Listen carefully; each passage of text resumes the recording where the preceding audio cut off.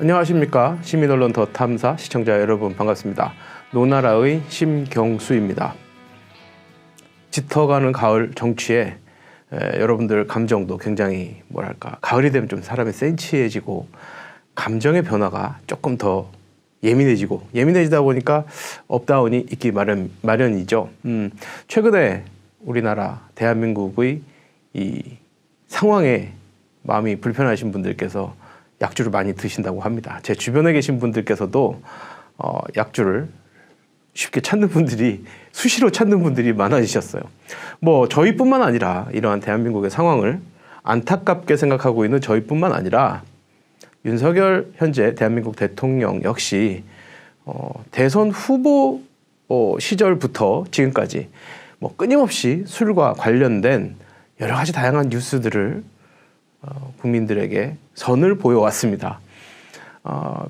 대통령이 술 마실 수 있죠. 대통령이 술 아주 안 마실 수는 없습니다.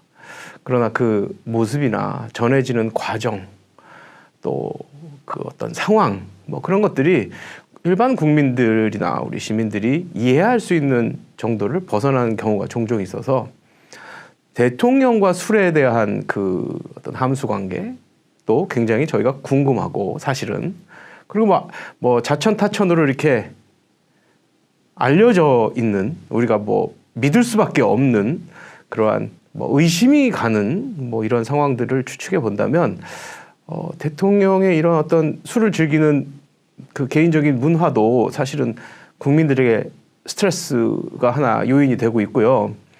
또 그걸 지켜보는 국민들 역시 술을 자꾸 마시게 되는 경향이 없지 않아 있는 것 같습니다. 대통령 역시 60대죠, 지금. 그리고 술을 좀 좋아하시고, 그리고 술로 인한 건강상의 이상이 있지 않을까라는 염려를 할 정도로 애주가로 알려져 있습니다. 카더라 통신에 의하면 거의 매일 약주를 드신다는 말씀도 있고요. 그래서 오늘 노나라에서는 어르신들이 알코올 소비하는 문제, 즉 이 알코올 중독, 알코올 의존증 이런 문제에 대해서 가볍게 여러분들과 한번 다뤄볼까 합니다. 제가 예전에 또 그 석사 과정을 할 때는 이 알코올 중독에 대한 공부를 잠깐 한 적이 있어서 미국의 그 재활센터, 리허빌리테이션 센터라고 하는 그 재활센터에서 인턴십을 했던 그런 경험도 오늘 살짝 여러분들께 말씀을 드리겠습니다. 일단 이 알코올 중독의 원인, 우리나라 사람들이 참 좋아합니다. 술자리, 남녀를 불문하고 이 술을 좋아하는데 문제는 이게 점점 더 알코올 의존을 하게 되고 알코올 중독에 이제 빠지게 되는 경우가 많다는 거죠. 미국 사람들도 알코올 중독 굉장히 많습니다. 의존적, 하루라도 술을 먹지 않으면 안 되는 분들이 있죠. 보통 이렇게 브라운백에 술을 이렇게 들고 다니면서 길에서 이렇게 마시고 취하면 또 누워 계시고 그런 경우도 우리가 종종 볼 수 있습니다.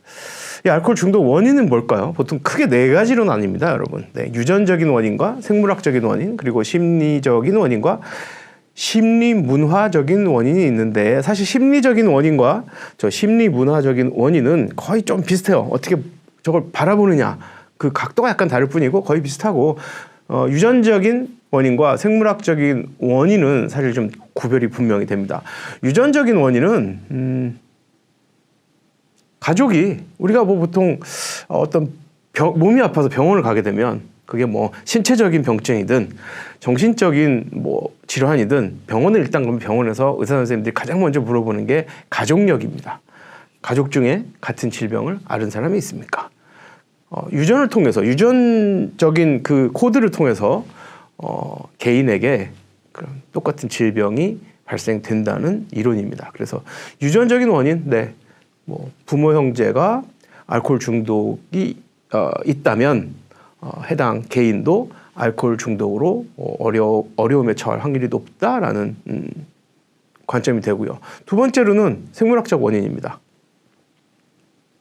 사람 몸을 이렇게 잘 균형 잡히게 돌아가게 하는 여러 가지 기제 중에 하나가 보상회로라는 게 있어요. 그러니까 내가 뭔가를 하게 되고 그로 인해서 자극을 받게 되면 그에 상응하는 기쁨이 몸에서 나오는 거예요. 즐거움이, 쾌락이.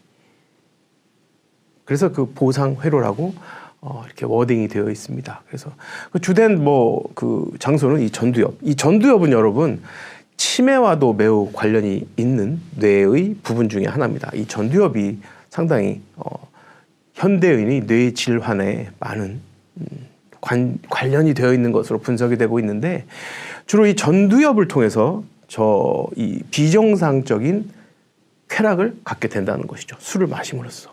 그래서 그 보상 심리, 내가 비정상적인 쾌락을 갖기 위해서 술을 마시게 된다는 것. 사실은 이 아래에 있는 것과도 사실 심리적인, 심리문화적인 것과 비슷해요. 네. 그래서 그 보상 회로를 통해서 술을 찾게 된다는 그런 생물학적인 원인이 있습니다. 예. 이 전두엽에서 주로 발생을 하게 된다는 것이죠. 그리고 심리적인 원인으로는 우울증, 열등감, 불안 증상, 과민 증상, 이러한 것들을 없애기 위해서 자꾸 찾게 된다는 것입니다. 또 그런 것들을 자꾸 찾게 되니 이 우울증, 열등감, 불안 증상을 또 과민 증상을 없애기 위해서 자꾸 내가 먹다 보니까 자꾸 술을 찾게 된다는 것이죠. 그래서 그 자꾸 술을 찾게 된다는 것이 바로 심리 문화적 원인으로 분류가 되는 거예요. 그러니까 큰 차이는 없지만 그래도 구분이 있죠. 예. 이러한 원인으로 술을 찾게 된다는 것, 그로 인해서 술을 자주 찾게 되면 심리 문화적인 요인으로 분류가 된다는 겁니다. 그래서 간단하게 알코올 중독의 원인을 보면 이렇게 네 가지로 나눌 수 있는데, 어느 한 가지가 아주 독보적으로 그 한 가지가 원인이 된다라기보다는 이러한 복수의 다수의 원인들이 동시다발적으로 두 가지나 세 가지 정도가 다 해당될 수도 있고요. 원인으로 추측이 되어지죠. 이렇게 같이 이렇게 어우러져 있습니다. 그래서 약주를 좋아하시는 분들께서는 알코올 중독이 내가 되는 이유가 나의 경우는 어떤 경우인가? 우리 부모 형제의 경우 알코올 중독이 있었는가?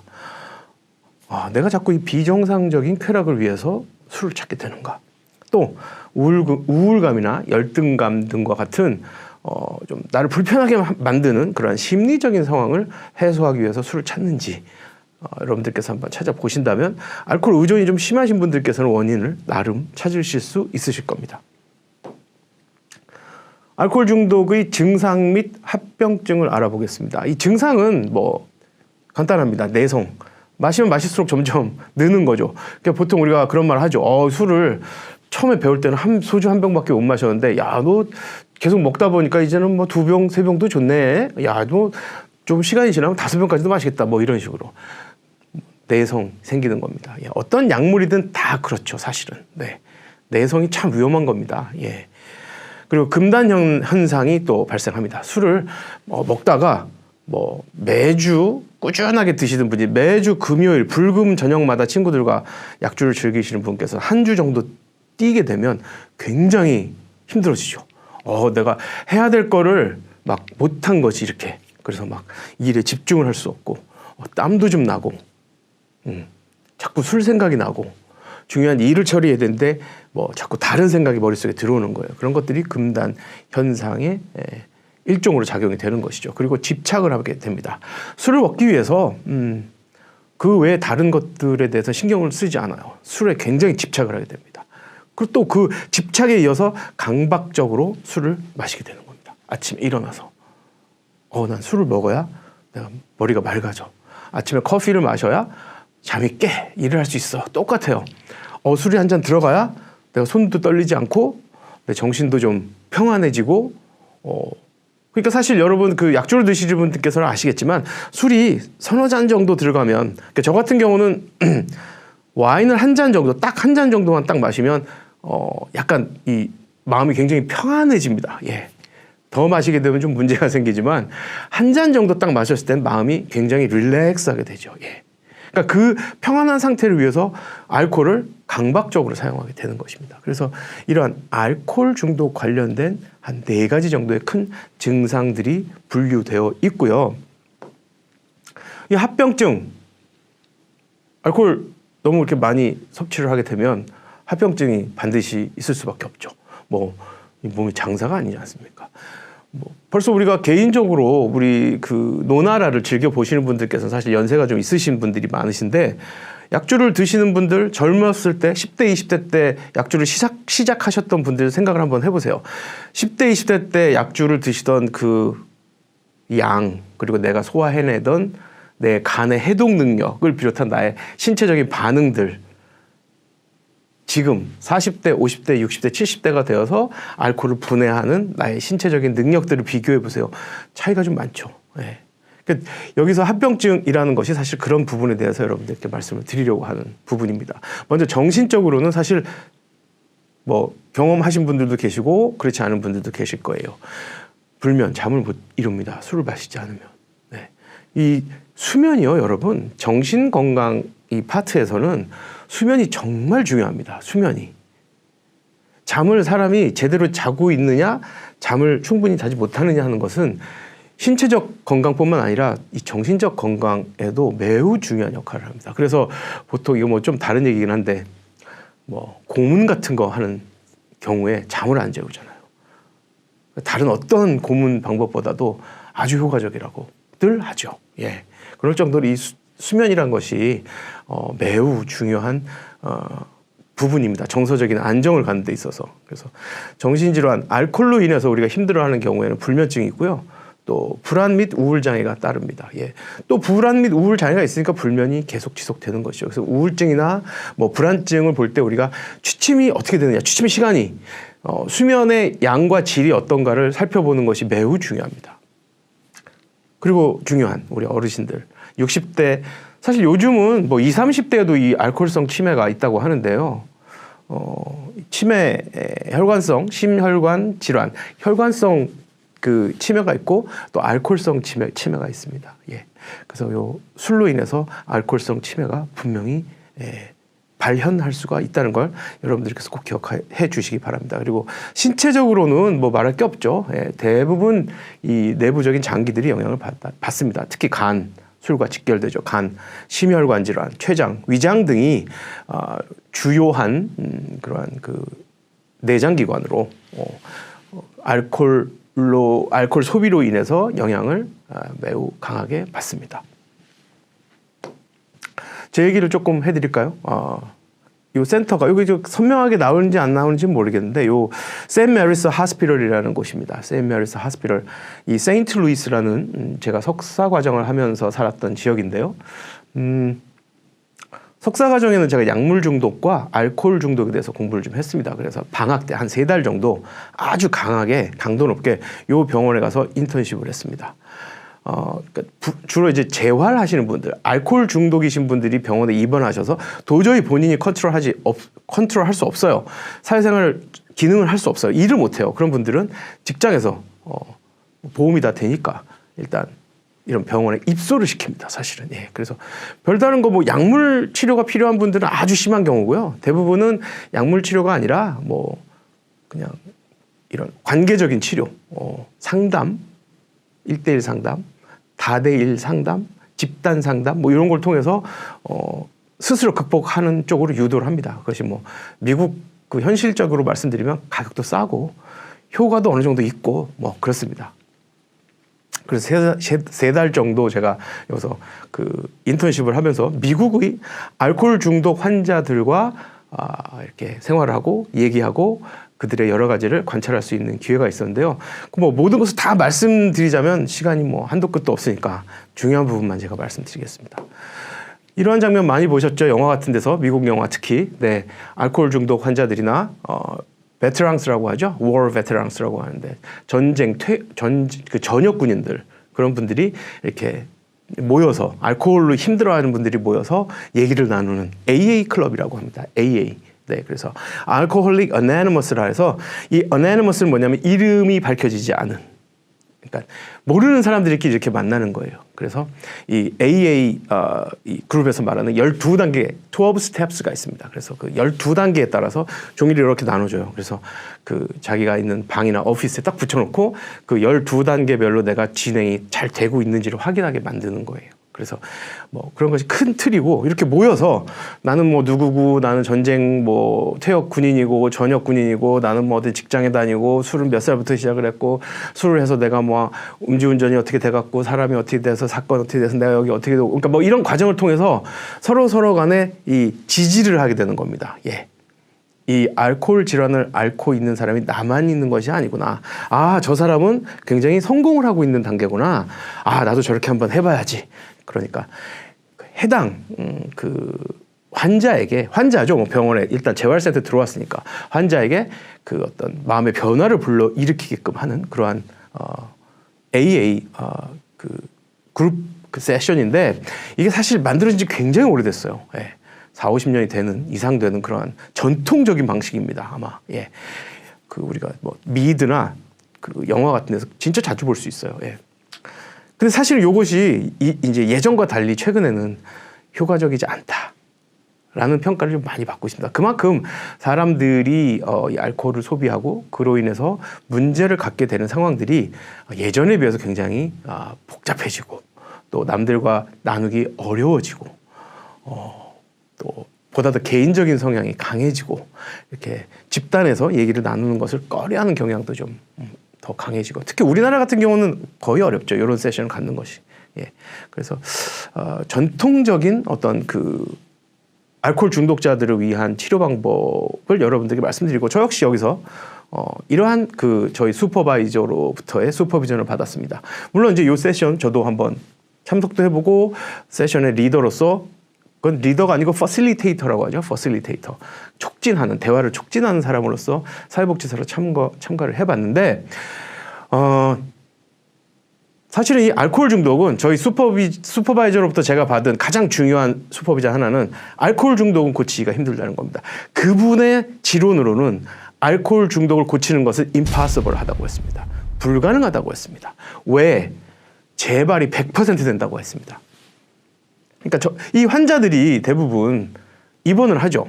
그래서 뭐 한 1주, 뭐 5일 뭐 이렇게 입원합니다. 그러면 막 그 금단 현상이나 강박증이 생겨요. 그런데 잠깐 퇴원을 주말에 집에 가기 위해서 거짓말을 하죠. 안 먹을게. 나 괜찮아졌어. 이렇게 거짓말합니다. 그럼 이제 알면서 집에 내보내줍니다. 일단 사람을 살려야 되니까. 그럼 여지 없습니다. 주말 집에 가서 바베큐 파티하면서 또 이만큼 돼갖고 온 겁니다. 코 빨개갖고. 그러니까 그것이 반복이 되고 있죠. 예. 그러니까 본인도 힘들지만 주위에 동료라든지 가족이라든지 뭐 친지라든지 이 주위 사람들이 너무 힘든 거예요. 좀 줄이면 좋은데 그게 근데 사실 어렵죠. 예. 아마 약주 좋아하시는 분들께서는 어떤 의미인지 아실 거예요. 그러니까 제 슈퍼바이저가 저한테 말한 것은 약물 중독, 특히 알코올 중독은 고치려고 하지 마라. 이것은 100% relapse라고 합니다. 재발이라고 합니다. 재발이 된다. 여기서 우리가 할 일은 뭐냐면 그 재발 주기를 늘리라는 것이죠. 그래서 예를 들어 어떤 사람이 재발이 한 달 뒤에 됐습니다. 그럼 그 환자는 3달 뒤에 재발하도록 유도를 해야 하고 3달 뒤에 재발이 규칙적으로 되는 사람은 6달 뒤에 재발되도록 하고 그럼 이를테면 그런 식으로 해서 어떤 이런 프로그램들을 통해서 이 사람이 한 달 후에 재발되던 사람이 1년 후에 재발을 하게 된다면 그것은 1년 동안은 소위 말해서 약물에 쩔어 있지 않는 영향을 받지 않는 소버라고 합니다. 건강한 정신 상태를 유지할 수 있다는 겁니다. 소버 상태를 유지하게 된다면 그것은 기본적으로 알코올 중독을 치료하는 그 긍정적인 효과를 볼 수 있다는 것이다. 뭐 이런 슈퍼비전을 받았습니다.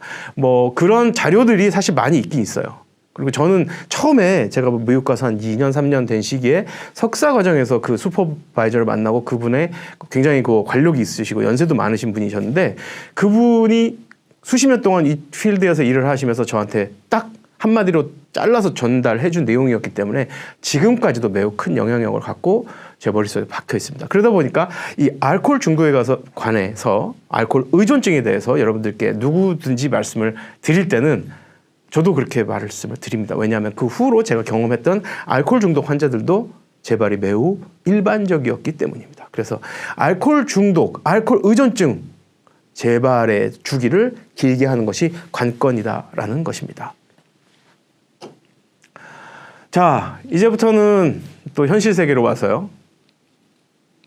우리 윤석열 대통령님 관련된 60대 술을 너무 좋아하시는 이 국민들로 하여금, 저를 포함한 많은 국민들로 하여금 저분이 술로 인해서 실수를 하지 않을까라는 걱정을 끊임없이 하게 만드는 그런 우리 윤석열 대통령님께 드리는 말씀입니다.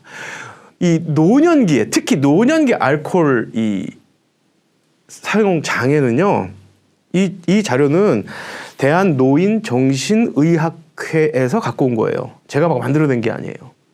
이 노년기에 특별히 조심해야 될 사항에 대해서 좀 여러분들께 말씀드리겠습니다. 알코올 의존을 보이는 노인은 대개 젊은 성인 또는 중년기 이후부터 과도한 음주 과거력이 있습니다. 그러니까 처음에 술을 마실 때는 그렇게 심각하게 안 마셨어요. 그러나 중장년기를 넘어서면서 점점 과도한 음주를 하게 되었다는 과거력이 있습니다. 그리고 정서적인 문제를 가진 노인 전체 10%에서 전반적으로 알코올과 다른 약물이 사용 장애 등이 있습니다. 그러니까 여기는 사실 이 부분, 다른 약물 사용 장애는 우리나라는 거의 없어요. 이 자료가 아마 제가 볼 때는 한국 자료라기보다는 미국에 정리된 자료를 번역해 놓은 건데, 요거는 이제 미국 상황에서 다른 약물, 미국이라는 곳이 여러분들도 아시다시피 매우 다양한 사람들의 영혼을 좀먹는 다양한 약물들이 존재하기 때문에 포함해서 그러한 제가 그 수업을 들었던 과목도요, Substance and Alcohol Abuse예요. Substance, 물질, 다른 약물, Substance and Alcohol Abuse, 약물 남용, 그러한 그 과정이었던 것이죠. 그래서 요거는 사실 우리 사회에는 맞지 않는 얘기고, 전반적으로 알코올로 인해서 정서적 문제를 계속 끊임없이 갖고 있다는 의미입니다. 전체 노인의 10% 정도가. 그래서 노인에게서 알코올 및 약물 사용 장애의 임상적인 양상은 어떤 식으로 나타나느냐? 혼란, 인지 기능이 저하가 옵니다. 그리고 위생 불량, 잘 안 씻어요, 귀찮아, 양치질 안 해, 술 냄새나 맨날, 머리도 안 감아, 귀찮으니까, 술만 먹으면 되니까 사실. 그리고 우울해, 이건 필수적으로 따르죠. 술 많이 마시면. 술이 처음에 마시면 기분 좋게 해서 내 기분 막 띄워주는 거라고 오해하시는 분이 계시는데요, 완전 거짓말이에요. 술은요, 이렇게 떨어뜨립니다. 사람의 감정을. 세더티브. 완전히 떨어뜨립니다. 그래서 약주 많이 드시면 기분이 굉장히 우울해지는 거, 그 병이 아니고 자연스러운 약물 남용의 결과입니다. 그에 따르면 당연히 우울 증상이 나타나죠. 그 다음에 영양실조가 오죠. 네. 안 먹죠. 안주도 잘 안 드세요. 약물 중독이신 분들은. 술만 드세요. 약물 중독 의존증 심하신 분들일수록 안주 안 드시고 술만 드십니다. 그러니까 당연히 영양실조가 오고 낙상이 옵니다. 밸런스가 안 맞죠. 그래서 이 노인들의 낙상은 곧 죽음을 의미합니다. 골절이 돼버리면 회복이 불가능합니다. 연세 많으신 분들은. 그래서 다른 연령 계층에 비해서 이 노년기 알코올 장애는 매우 심각한 문제입니다. 윤석열 대통령님, 부디 이 내용을 좀 새겨주시기 바랍니다. 대한민국을 위해서 그렇습니다. 가장 중요한 것이 인지기능 저하입니다. 술 마시면 상호 판단 못합니다. 며칠 전에 우리 그 윤석열 대통령께서 도어 스태핑, 월요일 날 도어 스태핑 하시면서 주말들 잘 보내시기 바랍니다, 이런 얘기를 했습니다. 과거의 일을 미래처럼 인지를 하고 있는, 저는 이런 내용을 알고 있기 때문에 겁이 났습니다. 우리 대통령님께서 인지기능 저하가 오시는 것이 아니신가. 네. 술 조금만 줄여주시기 바랍니다. 네. 자, 인지기능 저하를 비롯한 각종 문제들, 노년기에 어떤 것이 나타나는지 제가 간략하게 말씀드릴게요. 조금 전에 말씀드렸다시피 충분한 음식 섭취 없이 알코올 장기적으로 마시면 비타민 결핍으로 인해서 베르니케 뇌병증이라 불리는 급성신경질환을 유발합니다. 급성신경질환. 네, 신경질환입니다. 그러니까 당연히 인지기능 저하가 오겠죠. 어떤 증상이냐? 얼굴에 마비 옵니다. 걸음걸이 이상합니다. 혼란스럽습니다. 그러니까 저는 앞으로 우리 윤석열 대통령께서 대통령직을 수행하는 과정에서 얼굴에 마비가 온다거나 현재에 유지하고 있는 걸음걸이에 이상이 온다든가, 아니면 지난번과 같이 도어 스태핑에서 시차를 두고 착각을 하시는지를 좀 지켜볼 예정입니다. 여러분들께서도 약주를 좋아하시는 분들께서는 60대 이상이시고 약주를 좋아하시는 분들께서는 본인과 윤석열 대통령의 공개적인 모습을 한번 지켜보시면서 비교해 보시기 바랍니다. 대표적인 증상입니다. 안구마비, 걸음걸이 이상, 그리고 혼란 증상. 그리고 후향적 기억 상실, jak화증 이것이 나오는 코르사코프 증후군의 상태가 나타납니다. 베르니케 뇌병증이 심각해지면 이제 후향적 기억 상실이라 해서 알코올을 마시기 전에 내가 알코올을 정말 많이 마시기 전에는 기억하는데 알코올을 직접적으로 내가 뭐 예를 들어서 뭐 40대 50대 때부터 술 많이 마셨어. 그러면 그 뒤로부터 기억을 잘 못하는 거예요. 그게 후향적 기억 상실입니다. 그리고 없었던 일을 지어내는 거. 이거는 조금 의심스러운데 jak화증은 지금도 네 그러한 코르사코프 증후군의 상태도 발생할 수 있다는 겁니다. 이 증상이 심각해지면. 그리고 더 중요한 건 저 맨 아래에 있는 알코올성 치매. 어르신들께서 노인들께서는 약주를 드시더라도 조금만 드시기 바랍니다. 끝에는 알코올성 치매입니다. 치매의 끝이 뭐라는 건 여러분들께서 더 잘 아실 겁니다.